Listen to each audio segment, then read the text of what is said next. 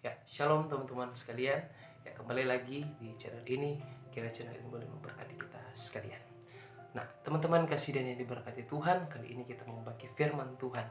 Mau sharing lagi firman Tuhan, agar supaya orang semua boleh tahu, oh ternyata seperti ini firman Tuhan. Oh ternyata firman Tuhan mengatakan hal ini. Sehingga orang boleh mau belajar firman Tuhan, dan orang semua boleh jadi berkat for orang-orang dimanapun orang pergi dan orang berada. Nah, teman-teman yang dikasihi dan yang diberkati Tuhan, bahkan pun kita semua sekalian, eh, ada hal menarik yang kita dapatkan dari firman Tuhan ini.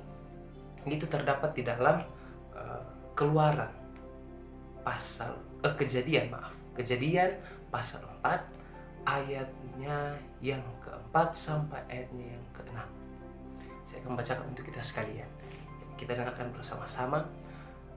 Habel juga, ini ayatnya yang keempat, Habel juga mempersembahkan korban persembahan dari anak sulung kambing dombanya, yakni lemak-lemaknya, maka Tuhan mengindahkan Habel dan korban persembahannya itu. Tetapi Kain dan korban persembahannya tidak diindahkannya, lalu hati Kain menjadi sangat panas dan mukanya muram. Firman Tuhan kepada Kain, "Mengapa hatimu panas dan mukamu muram?" Sampai di situ dulu. Nah, teman-teman kasih yang diberkati Tuhan, di sini menceritakan tentang Kain dan Habel. Yang pastinya orang sama so tahu ini cerita. Tetapi ada hal menarik yang kita dapatkan lewat firman Tuhan ini di Kejadian 4 tentang Kain dan Habel. Nah, teman-teman yang dikasihi dan yang diberkati Tuhan. Nah, mengapa Tuhan tidak mengindahkan persembahan dari Kain, tetapi Tuhan mengindahkan persembahan dari Habel? Nah, di sini orang bisa melihat bersama-sama di mana bahwa Kain tidak mempersembahkan persembahan dengan sungguh-sungguh, tidak mempersembahkan persembahan dengan rela, dengan ikhlas. Tetapi lihat kepada Habel. Habel mempersembahkan persembahan dengan lembu, ya kan? Dengan lembu, dengan hasilnya. Memang di sini tidak mengatakan di mana Kain mempersembahkan persembahan yang sama dengan Habel, tetapi orang bisa melihat sudah persis, sudah jelas orang melihat bahwa yang membedakan kenapa Tuhan tidak mengindahkan persembahan Kain, karena Kain tidak mempersembahkan persembahannya dengan sungguh-sungguh, dengan benar kepada Tuhan Allah.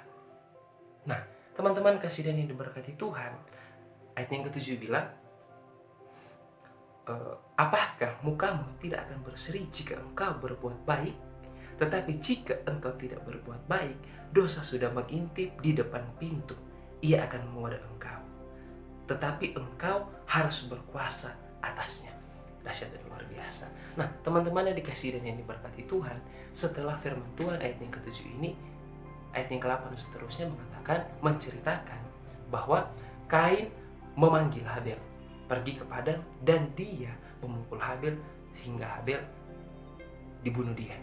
Nah, teman-teman yang dikasihi dan yang diberkati Tuhan, orang sudah bisa melihat cerita ini. Yang pertama yang saya bisa bagikan kepada teman-teman, yang pertama, jika orang mempersembahkan persembahan kepada Tuhan, jangan setengah-setengah.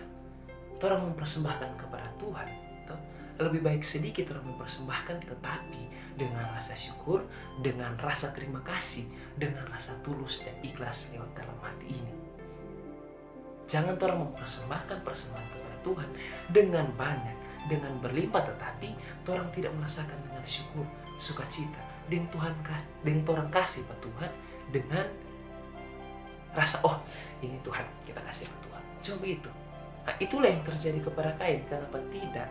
Kenapa Tuhan tidak mengindahkan akan persembahan yang Kain berikan, tetapi Tuhan mempersembahkan persembahan dari Habel.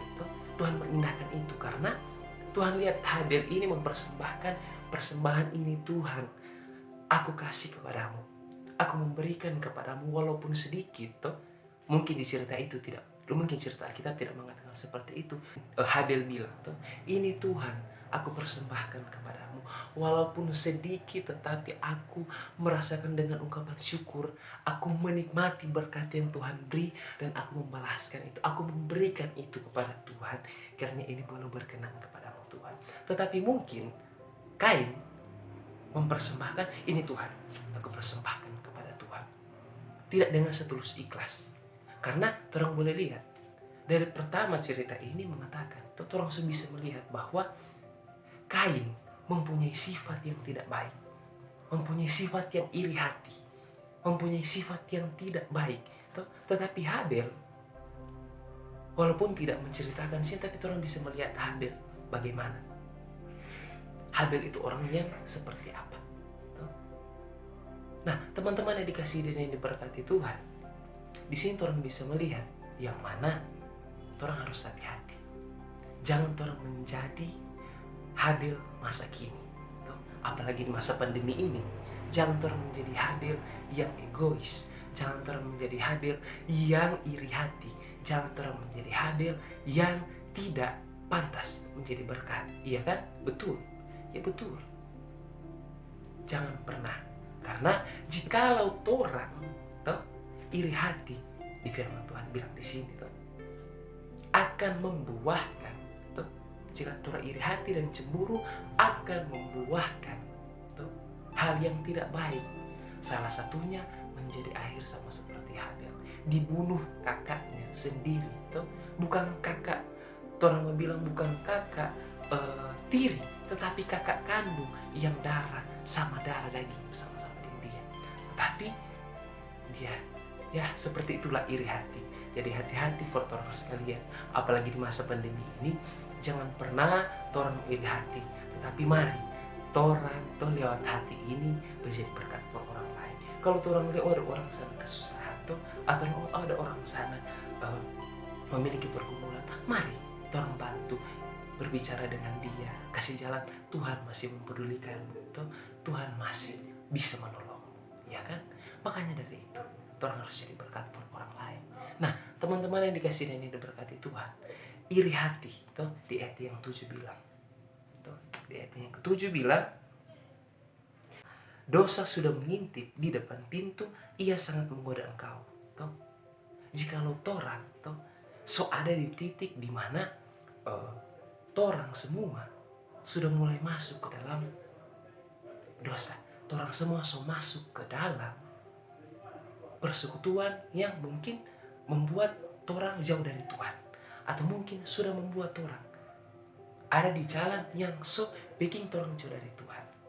Mari orang langsung dekat lagi sama Tuhan. Mari orang langsung datang ke Tuhan, supaya orang terjerat ke dalam dosa itu, orang terjerat ke dalam hawa nafsu yang tidak baik itu. Nah, teman-teman yang dikasih dan yang diberkati Tuhan, firman Tuhan bilang orang mesti lawan itu dosa.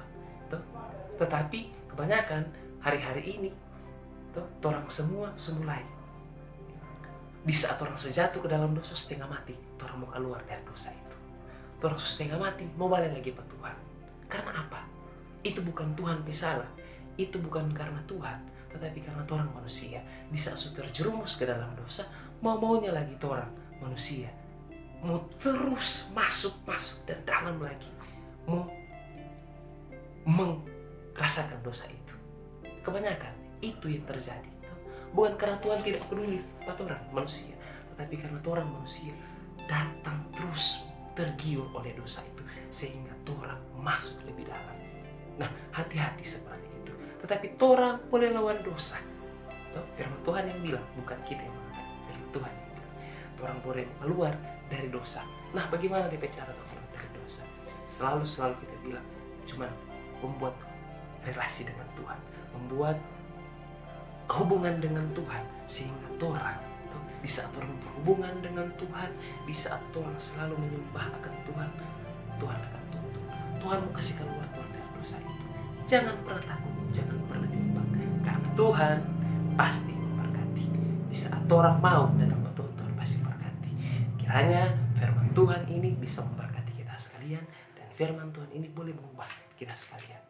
Terima kasih, dan sekali lagi, jangan pernah bimbang dan ragu, yakin percaya. Tuhan menolong kita semua. Tuhan Yesus memberkati kita sekalian. Ya, shalom.